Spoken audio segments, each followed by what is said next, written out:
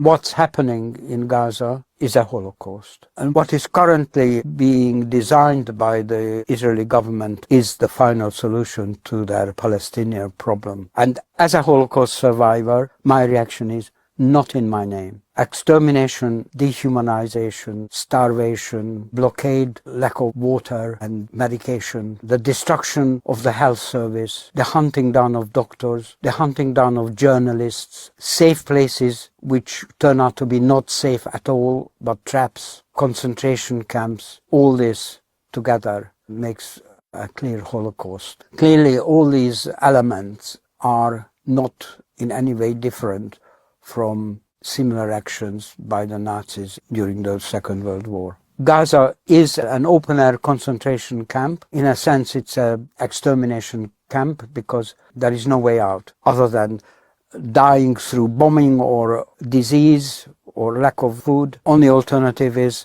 to agree to be replaced somewhere where you don't want to be. I had not only the experience of the Holocaust and the hiding and the discrimination, etc., but the fighting went through our particular area where we were hiding. When we came out, when it was all over, I saw total devastation. Just like when you see the pictures of Gaza, destroyed buildings, piles of rubble, dead horses, dead people. I see exactly the same in Gaza. However, the great difference is that what I witnessed was a byproduct of two armies fighting. And what I see in Gaza is a deliberate destruction.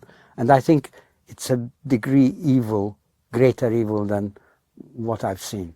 The license which has been employed against the Palestinians, it's all based on the Holocaust experience. But rather than making the conclusion that this is something that we have to learn from and make it impossible to be repeated to any other people, they are actually using it as a license to complete lack of accountability towards any other people. I'm thinking now of when Netanyahu says never again is now. This is a very clear reference to the Holocaust experience, justifying whatever they are doing. They are permanent victims no matter how aggressive they are towards others. And another example, when the Israeli ambassador to United Nations, before making his contribution at the Security Council meeting, very theatrically put on a yellow star. I found that particularly upsetting and disgusting because I had to wear the yellow star even at age 7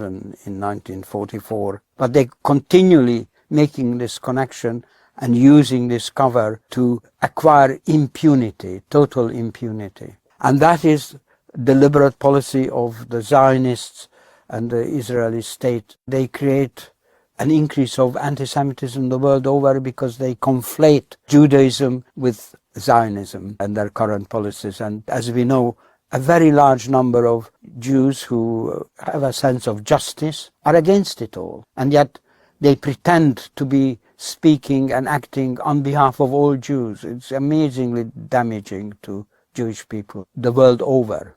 So not only has it become obvious that the Israeli state and Zionism are producing a genocide in Gaza, but it is actually the very worst thing that could have happened to the Jewish people who are associated with these dreadful acts. For Jewish people, and particularly anyone who survived the Holocaust or their descendants, to dissociate ourselves from the actions of the Zionist state is extremely important, and how important it is proven by the reaction we get from the general public, who are grateful for our stand, making it clear that the Jewish people are not a solid bloc on the side of the apartheid and genocidal Israel. Because due to the Holocaust, Israel and the Zionists claim total impunity, and we see it in practice that this is accepted all around. They should not be in any way free of being called out as fascists, like we call out fascists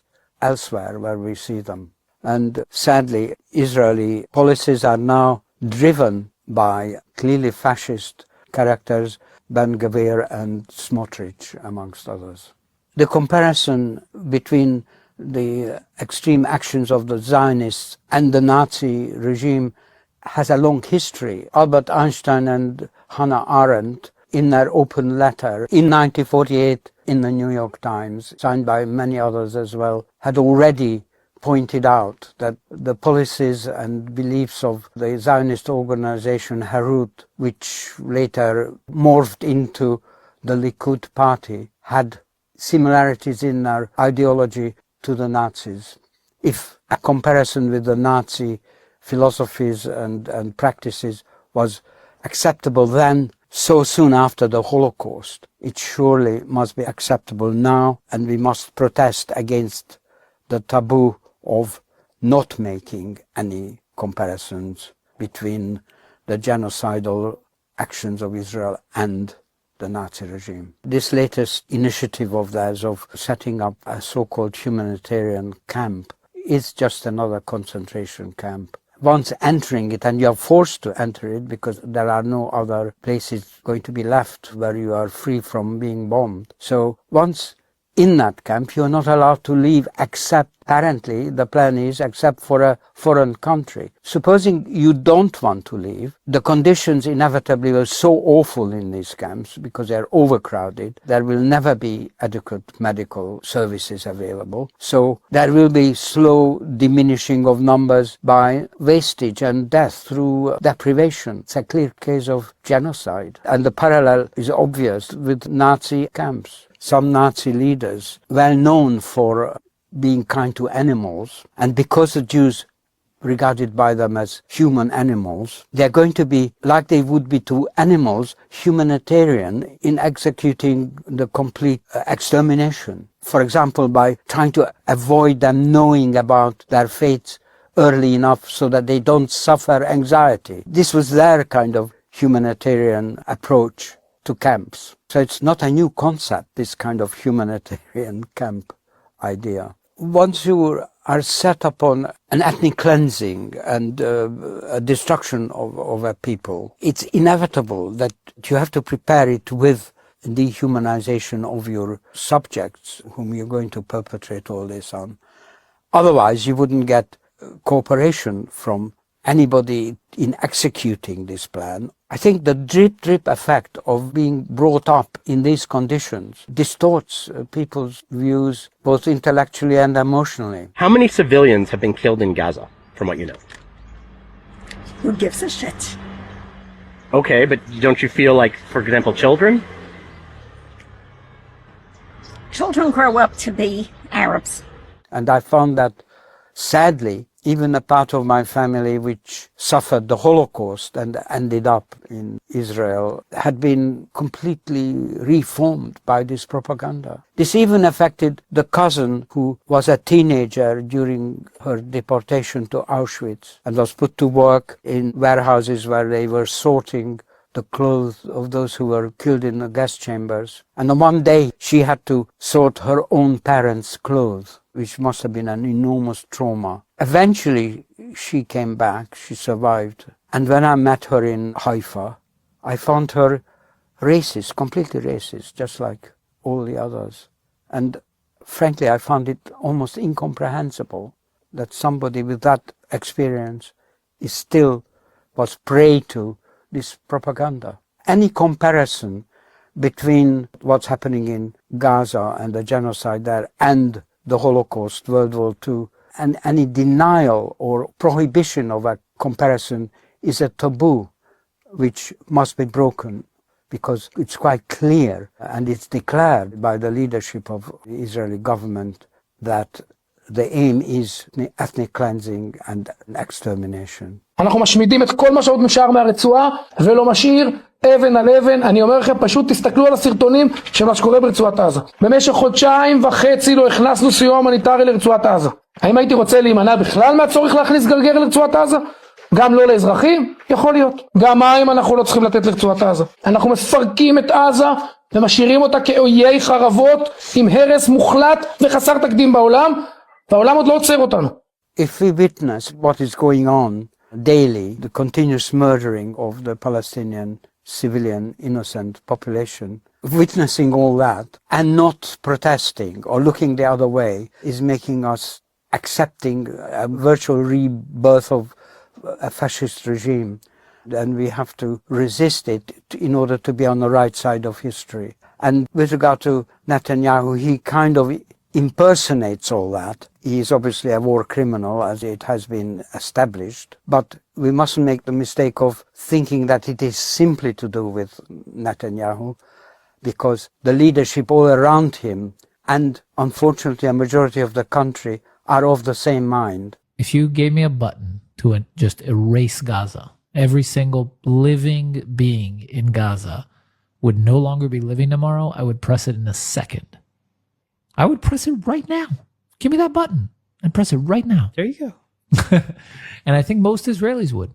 A recent Hebrew University poll has shown that 82% of the Jewish Israeli population agrees that there are no innocents in Gaza. And what is needed is a complete dismantling of the Zionist state and the Zionist movement. And we have to resist the tendency towards the travel in the direction of fascism at every stage, fascism, which happens in stages, incrementally. We can see this tendency, this direction of travel already clearly in, say, Germany and the United States, particularly on university campuses. And more we find this incremental increase of limiting free speech and the freedom of protest here in this country. I was eyewitness to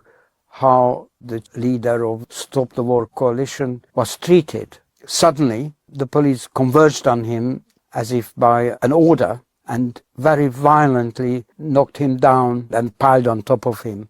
Because it was a totally unnecessary and shocking piece of violence, I thought it was intended as a message to a movement supporting the Palestinian people that they are after us. Subsequently, people that were standing right next to me, Jeremy Corbyn and John McDonnell, were called in for questioning on their caution. Others were also called in for questioning on their caution, including myself. It's a very difficult problem because at times to resist the official line and tendencies goes with great risks. Nonetheless, if you don't do it, you acquire guilt by association, by indifference. It's one kind of guilt. And there had been, in my experience of the Holocaust, very brave people who went against. It is possible at great risk. Well, I just want to mention an actual example of how brave people can resist, at risk certainly to themselves, but able to resist the evils of the day. There was a friend of our extended family called Emil Wiesmeyer. He was an owner of a printing works. He was not Jewish, but was against what was going on. And at night, at his risk, he was printing false documents to save Jewish people. He took enormous risks. Obviously, if he was discovered, he would have been executed without any doubt. You've got to take risks. This is the conclusion. If you want to be on the right side of history, you can't avoid but have to take risks. You don't have to be a hero, but you have to be able to take a degree of risk, a risk with your career maybe, or your qualifications if you are a student, which some very brave people are doing, but maybe this should be on a much larger scale. As the mainstream media turns the other way and minimizes or doesn't represent the truth about what's going on in Gaza and the West Bank, I think it's extraordinarily important to have platforms like Double Down News, which does tell the true story, and I think it should be supported. So if you can, support Double Down News on Patreon.